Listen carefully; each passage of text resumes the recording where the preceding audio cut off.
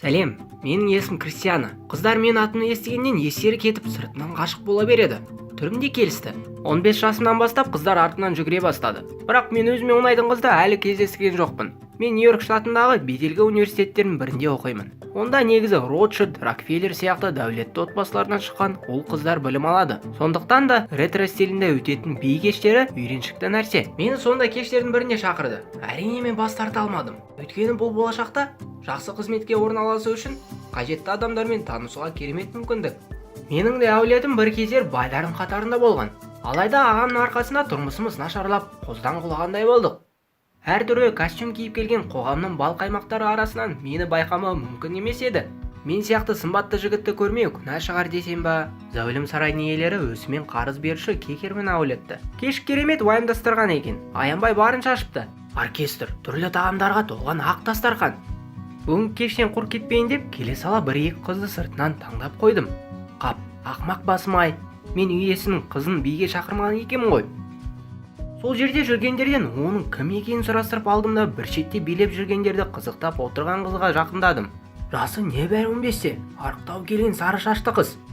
Келесі музыка басталғанда жанынан барып, иіліп сәлем бердім де, менің есім Кристиана Батиста, сізді биге шақырсам бола ма дедім. Байғұс қыз есінен ауып қалғандай.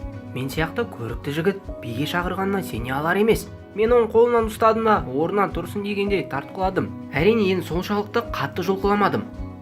Шекесі тырысып орнынан тұра бастады. Екі қол дірілеп қоя берді. Жұрттың бәрі тесіліп бізге қарап қалған. Ал мен болсам оларға күлімдеп қарап, қызды биге шақырған мен дегендей кеудемді көтере түстім. Бір кезде мен осы кешке шақырған досым Клайвқа көзім түсіп кетті. Сөйтсем, ол қолмен басын ұстап, не бүлдірдің дегендей жан-жағына алақтап қарай береді. Сол мезетте бізге қарай гусардың костюмін киіп алған еңгезердей бір жігіттің жүгіріп келе жатқанын байқап қалдым. Қызға қарап қалсам, беті бозарып жартылай тұрып келе жатты да құлауға сәл-ақ қалды. Сол кезде әлгі жігіт ұстап үлгерді де мені аяғымен бір тепті. Қыз жылап қоя берді. Музыка тоқтады. Елдің бәрі абыр-сабыр боп менің әрекетімді сынай бастады. Свет жарқ ете қалғанда маған жаман көздермен тесіле қараған адамдарды көріп сасқалақтап қалдым.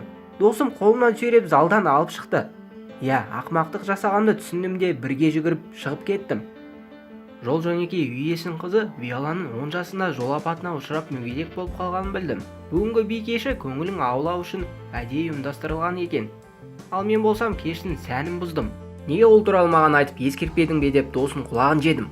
Ал ол болса мен алаңғасар екенімді миллионер Кекерман әулетінің көпшіліктің алдында ыңғайсыз жағдайда қалдырғанымды айтып ұрсып тастады. Түні бойы көз ілмедім. Бүгінгі қылығым үшін өрттен кете жаздадым. Қалай болса да Кекерман мырзадан кешірім сұрап, айыбымды жуып шаямын. Келесі күні үлкен гүл шоғын сатып алдым да әлгі зәулім сарайға қайтадан бардым. Мені қақпаға жолатпай қуып жіберді. Өзіме де сол керек. Бірақ мен кінәмді мойындап кешірім сұрауға тырыстым. Амал жоқ. Таксиге отырып енді кетейін деп жатыр едім. Қақпа ашылып, күзетшілердің бірі маған қарай жүгіріп келді. Менен кешірім сұрады да үйге кіруімді сұрады. Бұл үй кешегідей мүлдем басқаша болып көрінді. Дәлізде 15 минуттай күтіп отырдым. Бір кезде күтуші әйел арбаға таңылған Виоланы алып шықты. Масқара. Оны көргенде ұялғанымнан жерге кіріп кете жаздадым. Алдына нәзік, қорғансыз науқас қыз. Өзімнен өзім тізерлеп отырдым да раушан гүлдерін ұсынып қайта-қайта кешірім сұрадым. Виола гүлдерге ұзақ сүйісіне қарап отырды да бір кезде қарқылдап күле бастады. Қояншық ұстағанын бірден түсіндім. Себебі артына тұрған күтуші әйел күлген жоқ. Бізге дастархан жайып кофе берді. Виола мен ұзақ сөйлестік. Мүгедек қызды биге шақырғаның қызық болды деді. Мен тағы ұялғанымнан сасқалақтай бастадым. Менің қалауымды орындаған түсінген сіз болдыңыз. Мен де өзгелер сияқты айналып жүріп билегім келген еді деп ағынан жарылды. Оның тыңдап отыру қаншалықты ауыр екенін түсінген шығарсыздар. Мен бұл жерден тезірек табанымды жалтыратқым келді. Қоштасар кезде Виола менің күн сайын келіп шахмат ойнауды үйреткенімді қалайтын айтты. Ол гроссмейстер болғысы келеді екен. Қарсылық танытуға шамам келмеді. Аузынан қағынып шахмат ойнаймын деп неге айттым десейші. Гүлім беріп бірден кетіп қалу керек еді. Міне, осылайша мен оларға күнде қонаққа келетін болдым. Ұзақ уақыт Виола екеуміз сөйлесіп шахмат ойнайтын болдық. Кекерман мырза анда-санда келіп қызының бетінен бір сүйіп кететін. оның көзіне қарап қаншалықты өзінің қызының алдында кінәлі санайтын түсінік қиын емес еді. Ал әлгі сойталған жігіт оның ағасы екен. Менімен мүлдем амандаспайтын. Bir күні дәлізде көзбе-көз кездесіп қалған кезде, егер ренжітсең, өз қолымен буындырып өлтіремін деп ескерткен. Ата-анасы Виоламен арамыздағы достық қарым-қатынасымызға қарсы болған жоқ, бірақ олар Виола ғашық болып қалады деп қорқатын. Ол туралы Кекерман мырза маған өзі айтқан еді. Қалтама қалың конверт салды да маған разылығын білдірді. Мен де оған шахматтан басқа жаттықтыру керек екенін айтып, ол міндетімді аяқтағаныма қуанып, $50,000 алдым да үйге қайттым. Алайда қуанышым ұзаққа созылмады. Виолаға басқа жаттықтыру келгенде, ол оны жақтырмай ашуланып, қолындағы шахмат тасымен көзін шығара жаздапты. Оны естігенде тез арада барып, оны тыныштандыру керек болды. Ол маған ызаланып, ұзақ қарап тұрды да, "Бұл сіздің ісіңіз бе? Менен ертерек құтылайын деген ойыңыз ба? Егер мен жақтырмасаңыз бетіме айтыңыз", сыртынан сөз қылғанша деді. Жағдай мәз емес, ол мені ойыншық сияқты көретін. Қалаған кезінде әкесіне айтып, шақыртып алатын. Миллионер әкесі жалынып мен алдына келеді. Бұрын дәрігер Кох мырза келгенде де Виола айғайлап жылап, үйді басына көтерген. Ол кісінің айтуынша, менімен араласа бастағаннан кейін қыздың денсаулығы жақсарып, өмірге дейін құштарлығы оянған. Дертімен күресуге бел болыпты. 17 жастағы қыз жасөспірім сияқты көрінетін. Неге күйеуден өспейді деп сұрайды екен. Міне, бойындағы өзгерісті көріп, дәрігер оны европалық емдеу тәсілін қолданып көруге үміттеніп отыр. Мен бұл жағымды жаңалықты әкесіне айтып едім. Ол кісі қатты қуанып, маған ризашылығын білдірді. Мені қуаныш адам деп аттап кетті. Bir кезде Виолетта маған ғашық болып қалған сияқты көрінетін. Мен өзі кіммін? Мен көңілін аулайтын қуыршақпын ба? Әлде Кекерман әулетін бақсыздықтан құтқаратын адаммын ба? Көп ойланып, олардан бойымды алшақ ұстауға шешім қабылдадым. Алайда олардың туған-туыстары маған қайта-қайта хабарласып, жағдайымды сұрап, оларға жиі барып тұруымды өтінді. Тіпті бір күні университет ректоры шақырып алды да Кекерман мырзаны жақсы таныйтын. Оның үйіне жиі барып тұрсам, университеттегі жағдайының жақсаратынын айтты. Сен кішкене құлағыңды асырсаңшы, оны жақсы көріп қалған сияқты жүре бер. Дәрігердің айтуынша, махаббат оның дертінен айықтыру мүмкін дейді. Мен келістім. Өзіме жүктелген міндетті орындауға уәде бердім. Шынымды айтсам, Виоланы жазылған мен де қалаймын. Мен курстастарым жағдайды білетін. Бірі күлді, енді бірі қызғанды. Виоламен келген кезде маған аса көңіл бөлмей, басқа іспен айналысып жатқандай кейіп танытты. Мен сізде өмір сүре алатынын көрсеткісі келген сияқты. Не үшін келдің деді. Мен жай ғана досым халін білу үшін келдім дедім. Сосын ол көлге барып келейік деп ұсыныс жасады. Біз күннің қызара батуын көреміз. Күтушінің түрінен оған қарсылық білдірудің орынсыз екенін ұқтым. Bir сағаттан кейін жеке ұшақпен Онтарио өзенінің жағалауына жеттім. Не деген көрініс, өте әдемі екен. Мұнда адамдар табиғаттың сұлуын көру үшін әдейі келеді. Біз көрпе жамылдық, үстерге шампан қойдық та үнсіз отырдық. Алыстан бір әдемі әуен естілді. Bir кезде көрпе астына Виоланың қолын сездім. Өте нәзік, Сабин қолы сияқты жұмсақ екен. Мен оның маған деген сезім шынайы махаббатын сездім. Күн сайын, сағат сайын мен тағаттана күтетін түсіну қиын емес еді.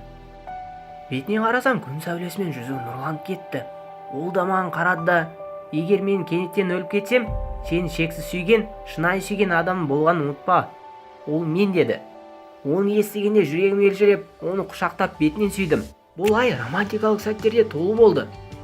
Күнде таңертең сүйіктіме гүл шоғын сатып алып, көңілін аулауға тырыстым. Екеуміз табиғатқа жиі шығатынбыз. Бірде саябаққа барып, балалардың әткеншекке мініп, мәз-мейрам болып жатқанын көретінбіз. Шаһам ойын қызықтайтын едік. Виоланың көңіл күйі жақсарды. Күндер ақырын өтіп жатты. Виоланың Европаға емделуге кететін күн тағаттана күтіп жүрдім. Bir күні маған Кох мырза хабарласып, өз міндетін жақсы атқарып жүргенімді айтып, алғысын білдірді. Ректор мен екеуміз арамыздағы әңгімені естіген айтты. Мен оған таң қалдым, бірақ ештеңе айтпадым. Bir кезде Кох мырзаның дауысы өзгеріп кетті. Виола, сен осындасың ба деген естігенде бәрі түсінікті болды. Виола дәрігермен арадағы әңгімені тыңдап тұр екен. Ол дәрігерден телефон тұтқасын сұрады. Я, біткен жерім осы. Мен оны сабырға шақыруға тырыстым. Дәрігердің сөзін дұрыс түсінбей қалғанын айтып, ақталғанымен нәтиже шықпады. Оған деген сезім шынайы екен, ешқандай жасандық емес екенін айтсам да Виола сөз ұқпады. Оның қатты жылағаны жаныма батты. Бақытсыздықтан, шарасыздықтан еңіреп қоя берді. Оның үміті күл талқан болғандай, өмір сүруге деген құштарлығын аяқа тапқандай сезіндім өзімді. Виола телефон тұтқасын тастай салды. Өмірімде бірінші рет жүрегімді сыздағанын аңғардым. Аяғым дірілдеп, орны толмас қателік жасаған үшін қатты өкіндім. Мен қайта-қайта телефон соқтым, бірақ ол жауап бермеді. Сосын телефон мүлдем өшті. Менің оның туған-туыстарына хабарласып едім, олар да көтермеді. Телефонмен сөйлесе алмаған соң такси шақыртып үйіне бардым. Алайда күзетшілер мен маңайына да жолатқан жоқ. Кикермен әулеті үшін қазір қиын жағдай болып тұр. Бәрі дұрысталған кезде өзіміз хабарласып айтамыз деп шығарып салды. Жүректегі жара күн өткен сайын сыздай берді. Ішімдікке салындым. Қанша күн ішкенімді білмеймін. Бір есімді жисам, телефон өшіп тұр екен. Оны қайтадан қосуға қорқақтадым. Дегенмен не болса да қосып көрейін деп шештім. Бірақ маған бірде-бір адам хабарласпаған екен. Ата-анам мен университеттен бір-екі қоңырау түсіпті. Ал алдына Виоладан келген хабарламалар жоқ болып кетті. Тіпті оның аты жөні менің контактілердің арасында да жоқ болып шықты. Нөмірім есіме түсіріп, қайтадан телефон шалдым. Алайда мұндай нөмір тіркелмеген деген жауап алдым. Қанша мәрте хабарласқанмен нәтиже шықпады. Шарасыздықтан басым қатып, тағы бір аптаны әрең өткіздім. Күзетшілерге де хабарласу мүмкін болмады. Істеген әрекетінен жиіркеніп, өзімді қоярға жер таппадым. Виоламен өткізген күндерім есіме түсе берді. Оның мөлдіреген көздері, шаштары. Бөлмесіне менің есімді барлық жерге жазып тастаған болатын. Мен оны шексіз сүйетінін ұқтым. Менің досым Клайвты тауып алдым. Виоламен кездесуге себепкер болған досымды. Ол да Виола туралы ештеңе білмейді екен. Кох мырза да маған жауап бермеді. Ал оның көмекшісі болса, қай уақытқа қабылдауға жазылаңыз дегеннен басқа мардымды мәлімет бермеді. Уақыт өтпей кетті. Мен Виоланы іздеуімді доғардым. Уақыт емші дейтін еді. Алайда жүрекке түскен жараны уақытта емдей алмайтын сияқты.